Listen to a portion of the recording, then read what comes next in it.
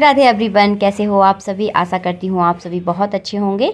आज के वीडियो में आप सभी के साथ शेयर करूँगी निर्जला एकादशी की पूजा करने के बाद हमें चौकी कब उठानी चाहिए और सामान का हमें क्या करना चाहिए।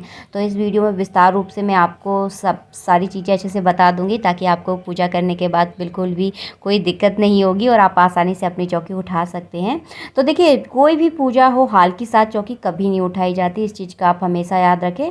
देखिए, इस तरह से कर सकते हैं कि जैसे कि आपने सुबह पूजा की है तो आप शाम को चौकी उठा सकते हैं। अगर आपने शाम को पूजा की है तो आप दूसरे दिन चौकी उठाएं, इस चीज़ का आप ध्यान रखें। तो निर्जला एकादशी की क्या, हर एकादशी में ज़्यादातर सुबह ही पूजा की जाती है, शाम को एकादशी में पूजा नहीं की जाती। तो आप जब सुबह पूजा करें उसके बाद शाम को सारी चीज़ें आप उठा सकते हैं। तो बीजना ज़रूर चढ़ाना चाहिए। बीजना की इस तरह से आप हम ठाकुर जी की हवा ज़रूर करें क्योंकि ये विशेष रहता है। और इस बीजना को आप बाद में अपने किसी जिनिय को दान दे सकते हैं, आप किसी ब्राह्मण को भी दान कर सकते हैं, आप चाहें तो मंदिर में भी दान कर सकते हैं। तो देखिए, जैसी आपकी श्रद्धा हो उस हिसाब से इस बीजने का आप दान ज़रूर करें।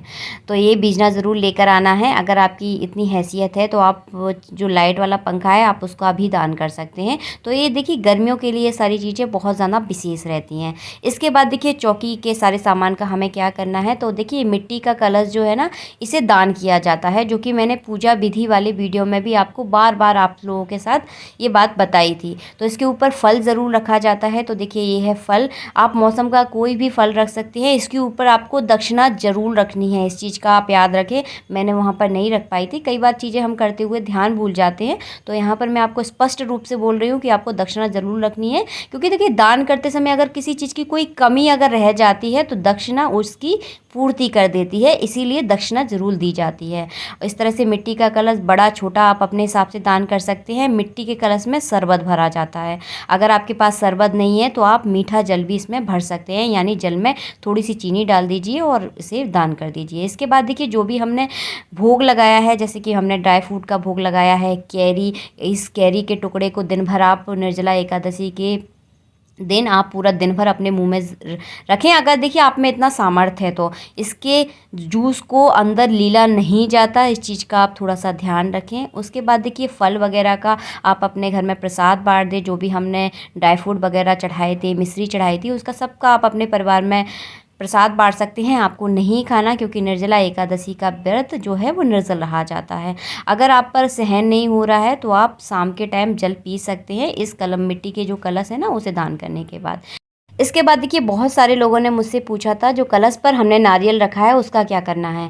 तो देखिए, कलश पर आप जब भी नारियल रखते हैं तो इसका बहुत ज़्यादा यूज़ होता है, वो मैं आगे वाले वीडियो में आप सबके साथ शेयर करूंगी।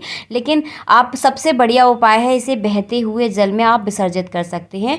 ये बहुत अच्छा तरीका है। अगर आपके आसपास कोई नदी है तो वहाँ आप इसे विसर्जित कर सकते हैं। अगर आपको आपके आसपास कोई नदी नहीं है तो इसे प्रसाद के रूप में दूसरे दिन आप फोड़कर प्रसाद के रूप में बांट दें और आप भी इसे ग्रहण कर सकते हैं। दूसरे दिन फोड़ना है, हल्की हाल नहीं फोड़ा जाता है, इस चीज़ का आप ध्यान रखें। उसके बाद देखिए, हमने तिली चढ़ाई थी जगह जगह, वो सारी तिली को आप एक जगह इकट्ठा कर दें और जल में उसको प्रभावित कर दें, इस चीज़ का आप ध्यान रखें।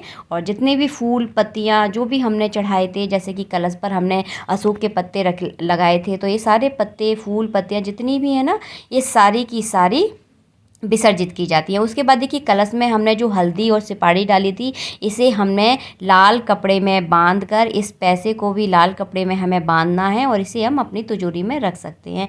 ये बहुत अच्छा रहता है। कलश स्थापना के जो हल्दी सुपारी और जो 1 रुपये का कलदार होता है वो बहुत ज़्यादा विशेष रहता है, इसे आप अपनी तिजोरी में ज़रूर रखें। इसके बाद देखिए, ये जल है, इसे हम किसी भी पेड़ में डाल सकते हैं। तो आपके यहाँ जो भी छोटे मोटे पेड़ पौधे लगे हों उसमें इस जल को डाल दें। याद रखें, बस अपने पैरों में नहीं पड़ना चाहिए ये जल। और देखिए, इस जल को आप अपने घर में भी छिड़क सकते हैं, बहुत सही रहता है। तो इस तरह से देखिए, आप कलश को उठा दें और सारी तिली को आप एक जगह इकट्ठा कर लें। और किसी अगर आपके यहाँ कोई गाय वगैरह है तो आप उसको भी खिला सकते हैं, कोई दिक्कत नहीं है। इसके बाद देखिए, जनेऊ का क्या करना है, बहुत सारे लोग मुझसे पूछते हैं।